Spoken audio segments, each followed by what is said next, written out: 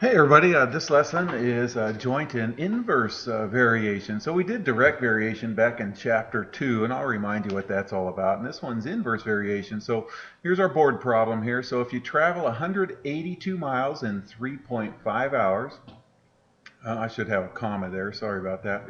How far will you travel in 5 hours if you go the same speed? Okay, well remember our magic formula, distance equals rate times time. So our distance is 182. Our rate, that's what we need. We need to get our rate times the time is 3.5 hours, 3.5. So divide both sides by 3.5 and we get 52. So our rate is 52 miles per hour. So we know now distance equals rate times time. So we just plug in the next time, which is 5 hours, and we get 260 miles. Okay. All right, so inverse and joint variation. Okay, so recall if x and y showed direct variation, and that board problem was a directly variated, then they're related as y equals kx. Do you remember that? Probably not, but you remember how to do that problem, probably. The board problem anyways, and k is called the constant of variation. I think the textbook we're using, they chose a instead of k, and they say it's still the constant of variation. So whatever, y equals ax or y equals kx, it doesn't matter. So here we go. So write and graph a direct variation equation that has -3, -9 as a solution. All right, let's slide that up and graph that point, because it did say graph it right there, okay? Now, direct variation and inverse variation, you guys, goes through the origin. So it's going to go right through the origin, okay? So we're just going to write an equation, no problem. So this is our b right there, which is 0. So it's always, check this out, you guys. Let's go back here. Y equals kx. This is the same as y equals mx, okay? Plus b, but our b is 0, so they don't put that there. So the direct variation goes right through the origin right there. So y equals kx, so substitute in those points to get k. So we get k equals 3, so our direct variation equation is y equals 3x. There goes my coffee. The variables x and y vary directly. Write an equation that relates x and y, then find y when I find x when y is 4. Okay, so here's the first one. So we're going to go ahead and do y equals kx and find out what k is, substituting in y and x. So we get k equals -3, so we know our equation is y equals -3x. Now that's one of the answers, and the second part says then find x when y equals -4. Okay, so then we just plug in y equals -4 into this equation right here, and so we solve for x, so we divide both sides by 3 and we get 4/3. Okay, all right, try another one, same thing, you guys. So y equals kx, so we get 1/9 for k, y equals 1/9 x, and then to get our second x when y equals -4, plug in -4 right there, and then multiply both sides by 9 and we get x equals -36. Okay, so x and y show what's called inverse variation if they're related like this. Instead of y equals kx, it's y equals k over x. Okay, and inverse variation in like an application or a word problem is this, you guys. When one thing goes up, it makes another thing go down. Direct variation is when one thing goes up, it makes another thing go up. Okay, so like the faster you drive, the more miles you'll go. Okay. An inverse variation, say the faster you drive, the less time it'll take you to get there. As one goes up, the other one goes down, or vice versa. As one goes down, the other one goes up. Okay, k is still called the constant of variation. None of these can be 0 right there, otherwise it wouldn't be an inverse variation. So tell whether x and y show direct variation, inverse variation, or neither.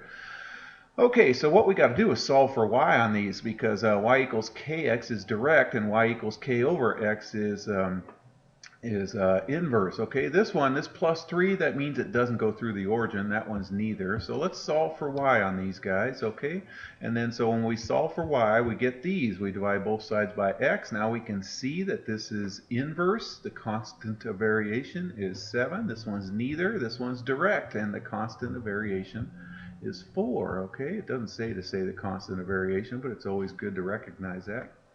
All right, so the variables x and y vary inversely, and y equals 7 when x equals 4. So write an equation, an inverse variation equation, relating these guys, and then find y when x equals -2. Okay, so there we go. Let's go ahead and find k. So we just go ahead and plug it into our inverse equation. So y is this 7 when x is that 4. So multiply both sides by 4, we get 28. So y equals 28 over x is our equation, and then it says, then find y when x equals -2. So we plug in -2 and we get y equals -14. Okay? All right, so joint variation occurs when a quantity varies directly with the product of two or more other quantities. Okay, so it's like direct variation, but you're doing a couple of things together. So for example, you guys, this one says z varies directly with x and y, okay? Or P varies directly, that's what my K is, with K, R, and S right here. Q, R, and S. Did I say K, R, and S? Q, R, and S. Okay. So the variable Z varies jointly with X and Y, so Z equals XY, okay? KXY, sorry. Also, Z is 75 when X is 3 and Y is -5, so we use those to find K. And then write an equation that relates x, y, and z, and then find z when x equals 2 and y equals 6. So let's do this first part here, okay? So z equals kxy. So plugging them all in, we're going to get k equals 3, okay? We plugged in z, x, and y, and we get k equals 3. So here's the equation. Y equals, did I say 3, 5? Z equals 5xy. So plug in the other parts to get your second z, and we should get 60. All right, suppose that w varies directly as z squared, so w equals kz squared, and inversely, so these are going to go underneath xy, okay? And that all these numbers right here, w equals 10, x equals 15, y equals 2, and z equals 5. And then find z so we got to write an equation and then find z when w equals 2, x is 8, and y is 27. Okay, so first write the general equation right there. So it's directly with z squared and inversely with xy, and then plug it in. Okay, so let's plug in all those first numbers right there to get k. So if we plug them in correctly, we should get, and then you can reduce this if you want. I cross multiply it, I think, and then divide it by 25, and I get k equals 12. So there's our general equation. W equals 12, z squared over xy. Then plug in the second part to find z right there. So we're going to get some number, and we're going to have to square root it when we finish it all off right there, okay?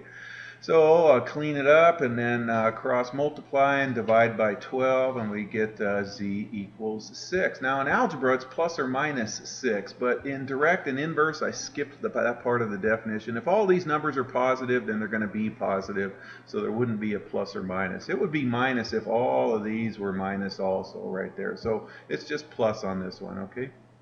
All right. If you are in my class, I'm going to assign you that. Take care.